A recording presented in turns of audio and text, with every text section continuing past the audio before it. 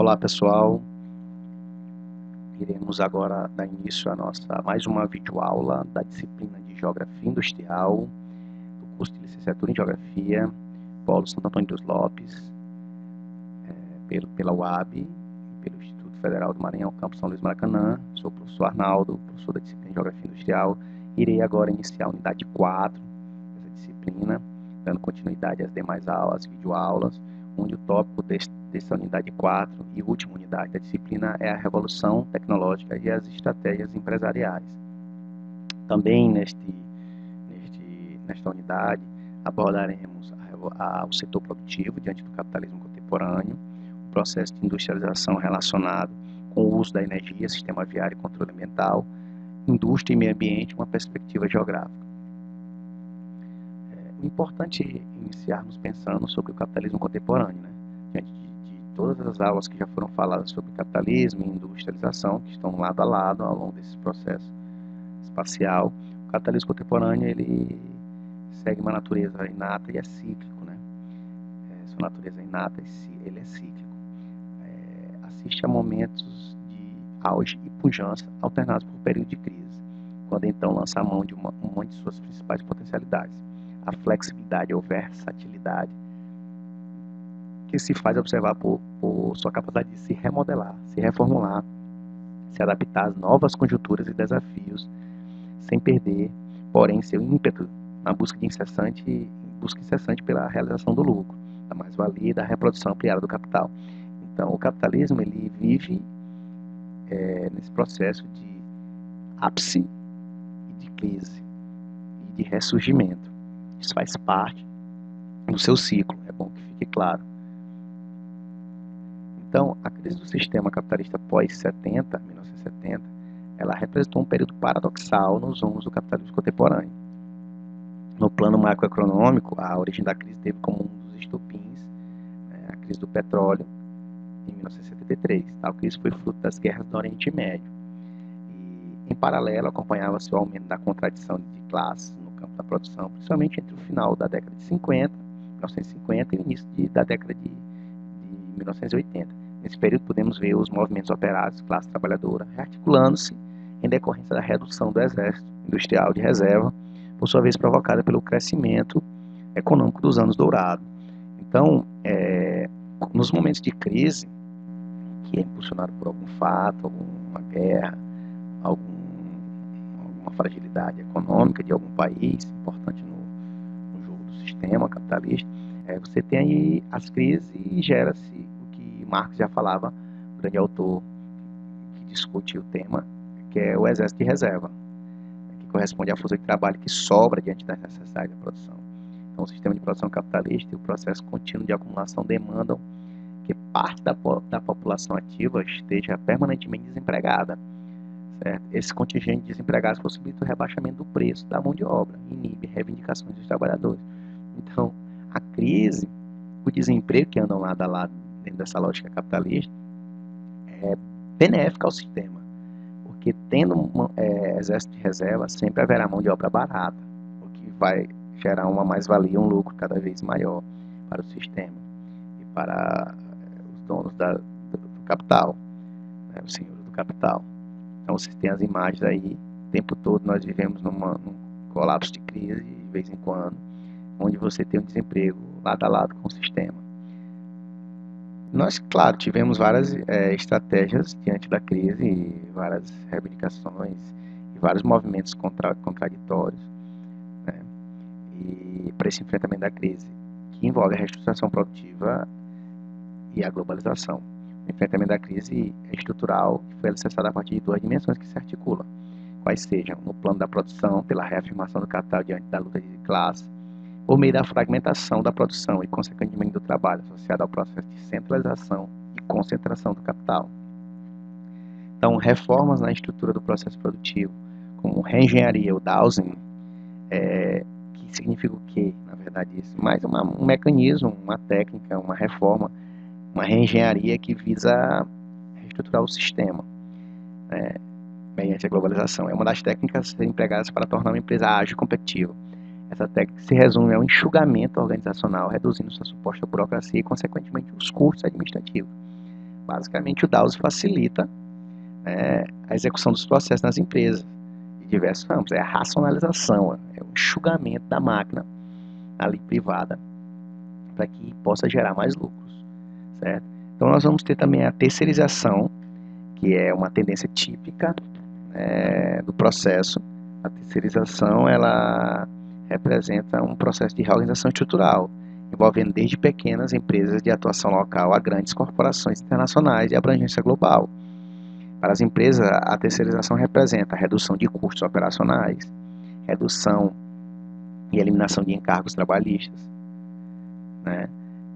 maior garantia de qualidade na execução das atividades contratadas, reposição de pessoal sem custos adicionais por motivo de doença ou gravidez, desemprego, redução salarial, perda de benefícios, direitos e instabilidade no emprego. Então, a terceirização, como mostra, ela banaliza o trabalhador.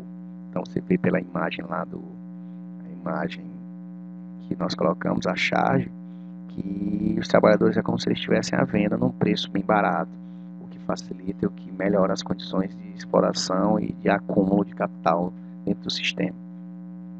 Aí nós vamos ter as grandes fusões, aquisições e a concentração do capital.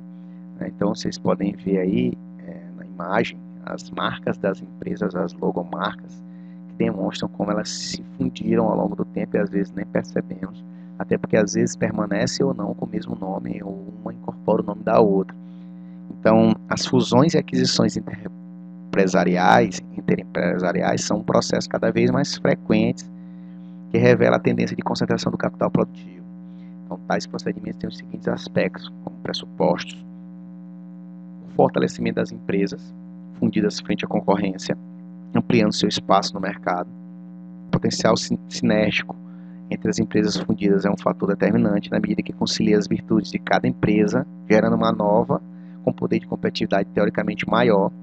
A redução de encargos fiscais é outro aspecto vantajoso das fusões, e o maior poder de negociação frente aos fornecedores e clientes.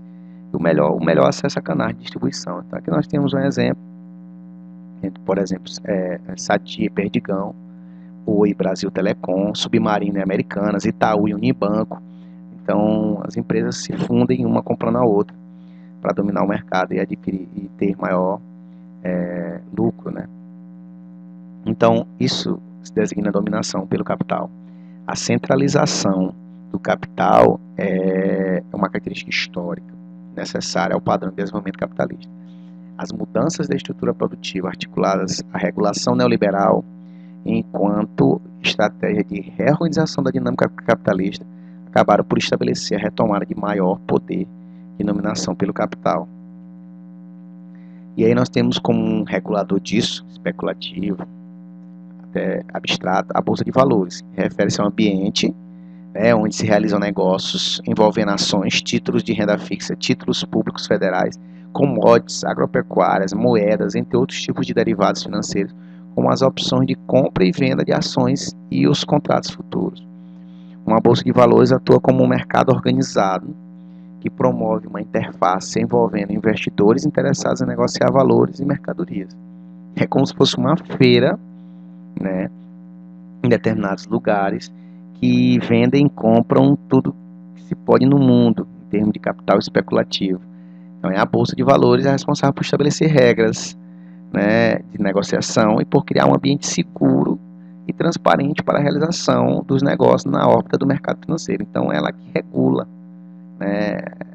o mercado especulativo do sistema capitalista. Então, é desafiador desvendar as estratégias que cercam a dinâmica do capitalismo contemporâneo. Cabe a nós, estudiosos, pesquisadores, professores, alunos da geografia, estar desvendando, fazendo a crítica ao capitalismo contemporâneo, que passa pela essa compreensão do seu modo cíclico, da forma como se apresenta, nos momentos de auge sucedidos por crises sistêmicas propositais, muitas vezes. Então, vemos aqui agora a indústria, vamos ver a indústria e meio ambiente, uma perspectiva geográfica. O ser humano, para sobreviver e se reproduzir em sociedade, sempre alterou o seu meio, como nós vimos aqui, ao longo de várias disciplinas e ao longo desta. Então, os últimos 200 anos foi baseado no uso intensivo. O homem baseou-se no uso intensivo das matérias-primas e energia, e a humanidade aumentou a velocidade das alterações sobre o seu espaço, logicamente, da lógica de produção. Então, as necessidades da população aumentam juntamente com a ampliação da escala da produção industrial, da demanda por recursos naturais e dos rejeitos dos processos produtivos. Então, isso tudo tem uma sequência lógica. O uso intensivo de matérias-primas, aumento da população, aumento do consumo, ampliação da escala de produção, aumento da exploração dos recursos naturais e dos rejeitos processados. Acompanhando a instalação de indústrias, houve a ocupação desordenada do solo, nas vizinhanças, gravando condições ambientais e causando danos à saúde humana, bem como à qualidade do meio ambiente. Então, não é equilibrada essa relação indústria e meio ambiente, dentro de uma perspectiva geográfica. Vocês vão perceber um desequilíbrio muito grande, certo? E tendo esse desequilíbrio, gera algumas reflexões para todos nós, como de que forma consumir e não degradar o meio ambiente. Isso é possível? Eu pergunto a vocês. Se por um lado o crescimento econômico gerou maior quantidade de bens e serviços disponíveis para a satisfação da necessidade do homem, por outro provocou problemas ambientais que não se restringem à atividade industrial. Então, mesmo para aqueles que têm o poder de compra, houve real melhoria das condições de vida. Lógico, certo? Porém, houve pior condicionamento de vida, piores condições de vida para uma grande parte da população. Então, premissas básicas. Além do uso intensivo dos recursos naturais, os rejeitos dos processos produtivos lançados no meio ambiente resultam em acúmulo de poluentes, acima da capacidade de absorção, gerando assim poluição. Então, temos de ter em mente que a produção industrial está hoje envolvida com quase todos os demais setores da economia. Isso é lógico. A história da relação de indústrias com o meio ambiente tem demonstrado que os danos ambientais resultantes das atividades produtivas podem comprometer o futuro da sociedade, né, como um todo. E aí nós temos alguns conceitos de meio ambiente, para entendermos melhor isso e sua transformação, né, desses conceitos correlatos. Então, segundo Inácio Sachs, o meio ambiente é formado por 3 subconjuntos, que interagem a natureza, a técnica e a sociedade. Já o Instituto Brasileiro de Meio Ambiente e Recursos Naturais diz: o meio ambiente é um conjunto de elementos naturais e sociais que interagem, provocando alterações no espaço e no tempo. Outra declaração aqui de um evento ambiental no Brasil diz: o conjunto de sistemas naturais e sociais em que vive o homem e os demais organismos e de onde obtém sua subsistência. O inciso 1 do artigo 3 da Política Nacional do Meio Ambiente diz o seguinte: este deve ser entendido como o conjunto de condições, leis, influências e interações de ordem física, química e biológica, que permite, abriga e rege a vida em todas as suas formas. Nessa relação sociedade-natureza, por meio do processo histórico da evolução tecnológica, a sociedade humana cria e recria seu meio. Então, na verdade, nós temos que entender que o meio ambiente ele está intrinsecamente ligado ao ser humano. E ele deve andar lado a lado, de mãos dadas, o que é difícil dentro dessa lógica capitalista. Então, aqui nós temos algumas formas, alterações ocasionadas pelo meio da degradação humana em estágios, né? Você tem desde uma relação sustentável dos povos nativos, que respeitavam muito o meio ambiente, onde você já passa a ter um processo intensificado pela agropecuária e agricultura de produção, né, no campo. Aí você vai agravando os estágios, né, nesse processo industrial, desde a mineração, dos rejeitos, dos esgotos, tudo isso vindo por parte da produção industrial humana em estágios diversos. Então, você tem que entender que existe uma diferença entre qualidade ambiental e qualidade de vida, né? São concepções diferentes, onde a sustentabilidade perpassa por isso. E onde nós temos que pensar nas gerações futuras, gerações presentes e as gerações futuras, para que possam suprir suas próprias necessidades, certo? Então, a qualidade ambiental não deve estar restrita à natureza ou ao ecossistema, que ela é composta de elementos da atividade humana, com reflexo na vida do homem. Então, tu não pode pensar na qualidade ambiental pensando só nos elementos físicos, né? Então, a qualidade de vida já está relacionada à satisfação das pessoas, das comunidades, e no seu conjunto, tanto pelas condições objetivas como pelas subjetivas, porém derivam da qualidade ambiental. Então elas têm uma relação muito grande e as pessoas confundem. A relação entre industrialização e a questão ambiental. A industrialização, acompanhada da urbanização, causou grandes impactos, como nós vemos, já estamos falando aqui anteriormente, que se processou com maior intensidade.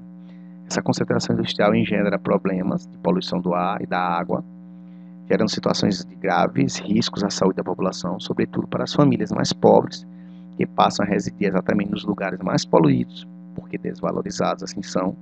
Desse modo, os efeitos de degradação ambiental não são distribuídos igualmente pelo conjunto da população. Então, a preocupação maior torna-se a capacidade do espaço físico para suportar tantos dejetos industriais e o acúmulo de lixo movimentado pelo consumismo. Esse é um grave problema na sociedade, um grave problema da industrialização relacionado à qualidade de vida, qualidade ambiental. A indústria brasileira e o meio ambiente. O processo de industrialização brasileira foi iniciado com uma relativa ausência de preocupações com as questões ambientais, como a maior parte do mundo, foi assim. Então, algumas questões surgem ao longo desse processo, como importantes para pensarmos. O Brasil é capaz de preservar seu patrimônio ambiental e ainda é possível racionalizar a preocupação com a economia, relacionando-a a possíveis estratégias de desenvolvimento sustentável do país. Essas questões envolvem a autonomia do Brasil sobre o seu território nacional, ou seja, tem a dimensão da política internacional, que é o que está intrinsecamente ligado ao longo da história, certo? Nós não podemos esquecer as legislações, né? No ano de 80, as conquistas, pelo menos teoricamente falando, a criação da Lei 6.803/80, não está aparecendo aqui no slide, mas é importante citar, expondo sobre as diretrizes básicas para o zoneamento industrial nas áreas de críticas de poluição e tomando outras providências. No ano de 1981, o governo brasileiro resolve criar a Lei 6.938/81, conhecida como a Lei PNMA, ou seja, Política Nacional de Meio Ambiente. A referida lei criou o Sistema Nacional de Meio Ambiente, o SISNAMA, e o CONAMA, o Conselho Nacional de Meio Ambiente. São conselhos, sistemas que regulam, que fiscalizam, e ajudam os órgãos a trabalhar com a regulação via federal, estadual e municipal e execução de política ambiental, certo? Além da competência comum da União, os estados, o Distrito Federal e os municípios devem proteger o meio ambiente por meio de órgãos ambientais competentes, promovendo o combate à poluição. Isso igualmente está de acordo com o texto da Constituição Federal, artigo 23, a lei maior do país, que diz que é competência comum da União, do Estado, do Distrito Federal e dos municípios proteger o meio ambiente e combater a poluição em qualquer de suas formas, preservar as florestas, a fauna e a flora, o cerrado e o pantanal. Entre as diversas medidas legais adotadas pelo Brasil com a finalidade de preservar o meio ambiente estão o ano de 99, a criação da Política Nacional de Educação Ambiental por meio da Lei 9.795/99, onde a referida lei foi consequência de uma atuação efetiva do Brasil no sistema das Nações Unidas, em 72, e nas demais participações internacionais que tratavam sobre a educação ambiental. No ano de 2010, a criação da Lei 12.305, de 5 de agosto de 2010, que institui a Política Nacional de Resíduos Sólidos e que alterou a Lei 9.605, de 12 de fevereiro de 98, além de dar outras providências. No ano de 2012, em termos significativos, o novo Código Florestal Brasileiro é a legislação ambiental mais recente. Então, percebemos que o Brasil, apesar de todos os danos causados ao meio ambiente, a partir do processo de industrialização, ele também tem uma das leis teoricamente mais bem elaboradas do mundo. O problema maior é a execução, a fiscalização dessas leis, certo? Então, para terminar nossa unidade, é importante pensarmos algumas questões relacionadas ao meio ambiente, né? Então, temos que entender o que se quer falar sobre quando se fala de meio ambiente e sua relação com os conceitos de natureza, qualidade de vida ou qualidade ambiental, né? Isso é importante se fazer essa reflexão antes de qualquer teorização ou aprofundamento de conteúdos, né? É necessário compreender como a ampliação geográfica do processo industrial trouxe à tona as consequências nefastas de tal processo, exigindo debate e ação para a mitigação delas. Então, cabe a nós, estudantes da geografia, professores, militantes ambientais, em processo de formação, refletir sempre criticamente, mesmo entendendo historicamente a importância econômica de tais processos como da industrialização, entender também o lado social e que interesses existem e como isso poderá gerar consequências para a humanidade. Portanto, deixo para vocês aqui novamente, alguns links de sugestão de vídeo, filme, música, para reflexão, artigo. Peço que vocês aprofundem os conhecimentos de vocês, estudem, leiam, relacionem com o campo de trabalho, relacionem com a cidade de vocês, relacionem com o contexto mundial atual, de pandemia globalizada, que tem a ver com tudo isso que a gente falou aqui também, de globalização, capitalismo, industrialização. E bons estudos a todos, estaremos na plataforma para acompanhá-los. Qualquer dúvida, poderemos nos comunicar, ok? Então, muito obrigado pela atenção, bons estudos.